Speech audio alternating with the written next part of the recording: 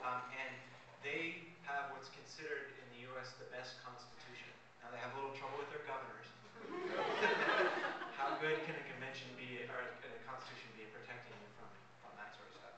But one of the big principles there was what's called home rule.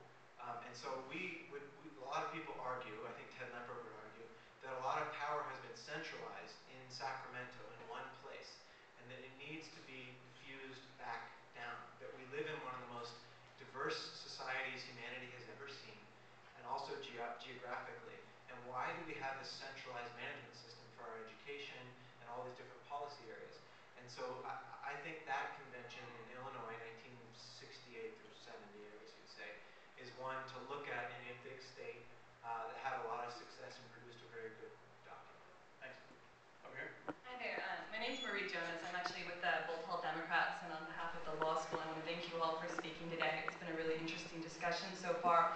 I wanted to bring up Proposition 13. You touched on it a little bit about fixing property taxes back in '78 and still having long-term effects on our budget beyond just the two-thirds requirement.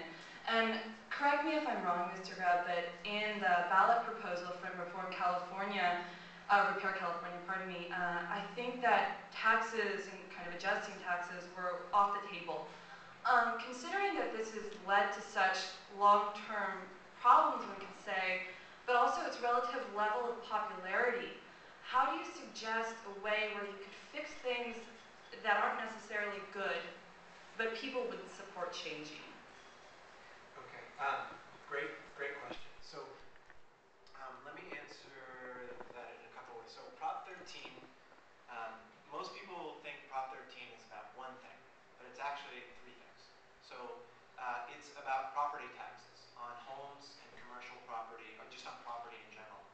It's also the thresholds for passing tax measures. So a local school bond, for instance, is something that's in Article 13, Prop 13. And then finally, it was a big shift of power from local governments to state government. So of those three things, two of them are on the table in a constitutional convention that we are proposing.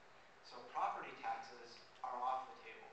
I don't want to do this as a survey thing, but I'll just tell you, 13% of Democrats think we should change Prop 13. Less Republicans feel that way. So when they talk about that, they're talking about property taxes on their homes and on commercial property. But the other stuff they're willing to look at. And so we want to have a constitutional convention where you can change the thresholds for passage of a local tax measure, where you can shift power from state government to local governments or local school districts, etc. So those are very important changes that could be effected through a constitutional convention. If we allowed the delegates to directly raise taxes on something, it would have been, still be attacked, but it would have been easily attacked and probably killed right away. And so that was sort of political reality. Yeah, just a couple things. We've been talking about centralization in Sacramento, and as Mr. Grubb just mentioned, in part that was due to Proposition 13, because it moved decisions about schools basically from local school boards to the state legislature. And so a lot of that has changed in the 1978 forward period. I do think, though, in limiting the Constitutional Convention to be able to look at the budget, but not at taxes and fees, there is potentially some complication there, because if you're going to try to increase local control, you have to be able to move some of the money around. So as I mentioned, for example, in our Making Government Make Sense proposal of the Legislative Analyst's Office in 1993, we didn't change the threshold level of Proposition 13. It was still capped at 1%. But we did propose different ways to allocate the property tax so that once you assigned responsibilities for program to a certain level of government, that you could then take the revenue and make the revenue fit the program assignment. And to really get accountability, you want to, I think, match revenue raising and program responsibilities so that they're linked. And that hasn't always been the case in the post-1978 Dean Brady, you're a political scientist. Maybe you can speak to the last part of Marie's question, which is, how do you change something that's hugely harmful but hugely popular? I think Prop 13, the two-thirds rule for taxes, is actually the third rail of California politics. I'm not sure that's something that's changeable. I think maybe the two-thirds rule with respect to budget could be changed. I actually have a question I want to ask, which is, and I'm surprised it hasn't come up here at the law school, how can we be sure that you can really limit this convention once it gets together to the kinds of things you're talking about? It seems to me it's going to essentially be sovereign, and it can do pretty much anything it wants to do, and it's going to be hard to stop it from doing that. Other states have had limited constitutional conventions before, and so we would be following in that sort of a model. In the ballot language the people will be approving, there are 4 limited areas where the delegates are allowed to delve into. So that's the budget process, it's the election and initiative process, it's the state-local relationship, and it's government efficiency or effectiveness. So those, and then it specifically says certain things that are off the table.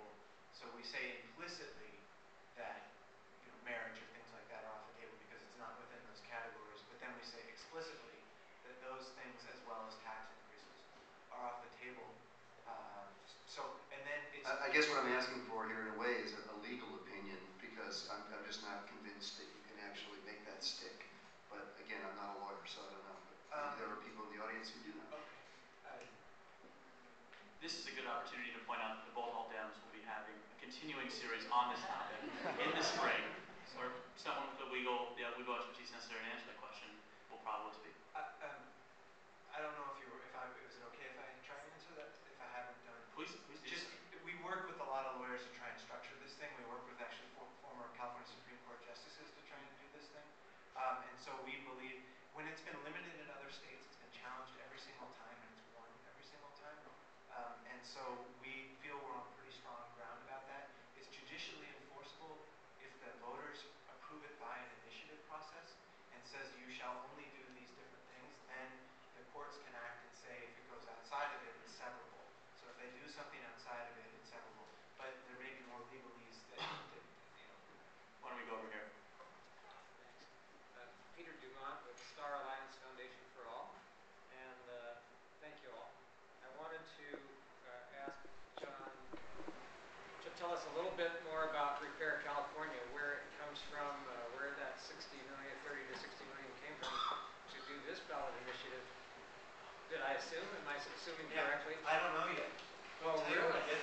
Oh, interesting. So you're kind of like a grassroots coalition, or can you tell us a little bit about that, and then what you plan to do to publicize to California voters that idea of motivated, and of course I like that idea of everybody gets to benefit out of this. Yeah. It seems that that's a great attitude and be successful. So thank you. So we walked to the aisle of turning it into the Attorney General's office with a whole bunch of different groups. So I hail from a business group called the Bay Area Council. I've been around for about 64 years here in the Bay Area.